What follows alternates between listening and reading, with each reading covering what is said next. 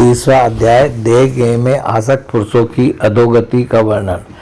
कपिल देव जी कहते हैं, माता जी, जिस प्रकार वायु के द्वारा उड़ाया जाने वाला मेघ समूह उसके बल को नहीं जानता, उसी प्रकार यह जीव भी बलवान काल की प्रेरणा से भिन्न भिन्न अवस्थाओं तथा योनियों में भ्रमण करता रहता है, किंतु उसके प्रबल पराक्रम को नहीं जानता। जीव सुख की अभिलाषा से जिस जिस वस्तु को बड़े कष्ट से प्राप्त करता है, उसी को भगवान काल विनष्ट कर देता है, जिसके लिए उसे बड़ा शोक होता है। इसका कारण यही है कि यह मंदमती जीव अपने इस नाशवान शरीर और उसके संबंधियों के घर, खेत और धन आदि को मोहवश नित्य मान लेता है। इस संसार में जीव जिस जिस योनि में जन्म लेता है, उसी में आनंद मानने लगता है और उससे विरक्त नहीं होता। यह भगवान की माया से ऐसा मोहित हो रहा है कि क्रमवश नारकी योनियों में जन्म लेने पर भी वहाँ के विष्टा आदि भोगों में सुख मानने के कारण उसे भी छोड़ना नहीं चाहता।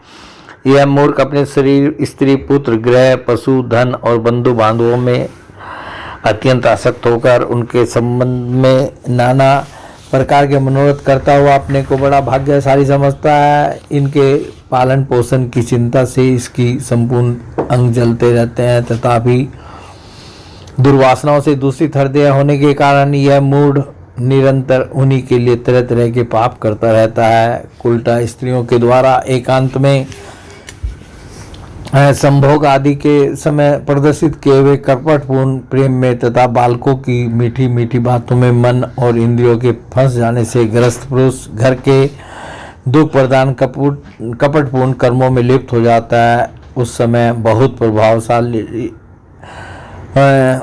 बहुत सावधानी करने पर यदि उसे किसी दुख का प्रतिकार करने में सफलता मिल जाती है, तो उसे ही वह सुख सा मान लेता है। जहाँ तहाँ से भयंकर हिंसावृत्ति के द्वारा धन संचय कर वह ऐसे लोगों का पोषण करता है जिनके पोषण से नरक में जाता है। स्वयं तो उनके खाने पीने से बचे हुए अन्न को ही खाकर रहता है। बार बार प्रयत्न करते रहने पर भी जब इसकी कोई जीविका नहीं चलती, तो यह लोग बस अधीर हो जाएंगे, दूसरे के धन की इच्छा करने लगता है। जब मंदभाग्य के कारण इसका कोई प्रयत्न नहीं चलता और यह मंदबुद्धि धनहीन होकर कुटुंब के भरण पोषण में असमर्थ हो जाता है, तब अत्यंत दीन और चिंतातुर होकर लंबी लंबी सांसें छोड़ने लगता है।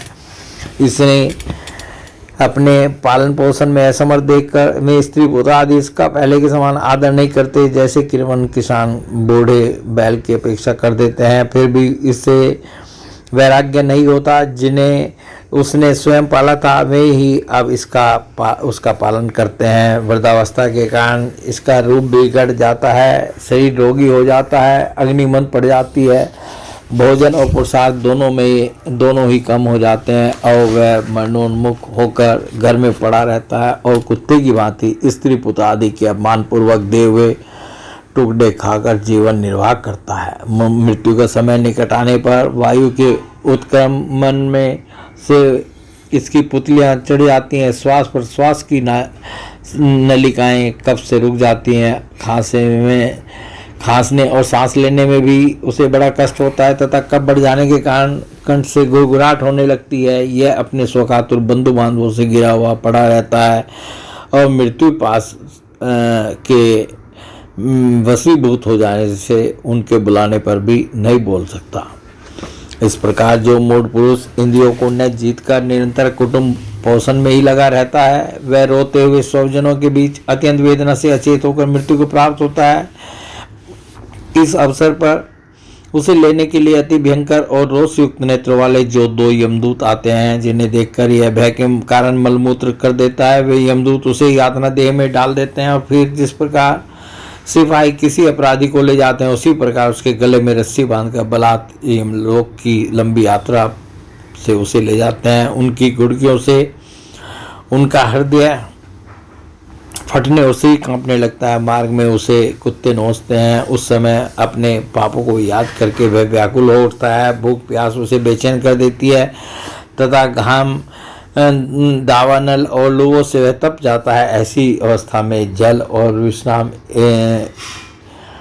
स्थान से रहित उस तप्त बालुकामय मार्ग में जब उसे एक वर्ग आगे बढ़ने की भी शक्ति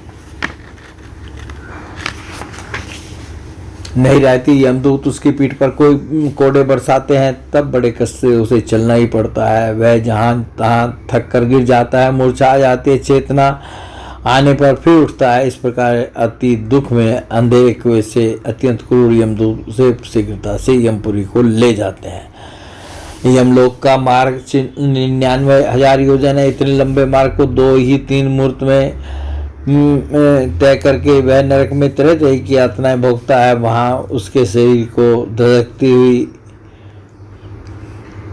लकड़ियों आदि के बीच में डालकर जलाया जाता है। कहीं स्वयं और दूसरों के द्वारा काट काट कर उसे अपना ही मांस खिलाया जाता है। यमपुरी के कुत्तों और गिद्धों पर तो के द्वारा जीते जी उसकी आंतें खींची जाती हैं और सांप, बिच्छू और डांस आदि डसने वाले तथा डंक मारने वाले जीवों से शरीर को पीड़ा पहुंचाई जाती है। शरीर को काटकर टुकड़े टुकड़े किए जाते हैं, उसे हाथियों से चिरवाया जाता है, पर्वत शिखरों से गिराया जाता है अथवा जल या गड्ढे में डालकर बंद कर दिया जाता है। ये सब यातनाएं तथा इसी प्रकार तामिस, अंधतामिस एवं रौरव आदि नरकों की और भी अनेकों यंत्राएं स्त्री हो या पुरुष उस जीव